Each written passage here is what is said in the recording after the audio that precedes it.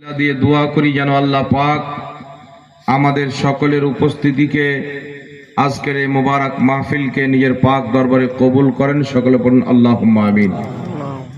বিরাদর ইসলাম, আমার পূর্বে আপনারা হযরত মাওলানা শামসুদ্দিন সাহেব এবং আরো অন্যান্য উলামায়ে কেরামের বক্তব্য শ্রবণ করলেন।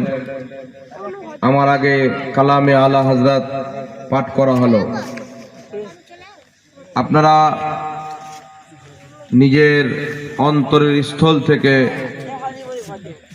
আল্লাহ তাবারাক ওয়া তাআলার শুকরিয়া আদায় করেন যে মহান রব্বুল আলামিন আজকের এই পবিত্র জালসায় আপনাকে আমাকে উপস্থিত করিয়েছেন, যেখানে আল্লাহ এবং তার রাসূলের গুণগান হবে। যেই ব্যক্তি জমিনে আল্লাহ তাবারাক ওয়া তাআলার গুণগান করে, আল্লাহ তাবারাক ওয়া তাআলা তাকে ফেরেশতাদেরকে নিয়ে স্মরণ করেন। এবং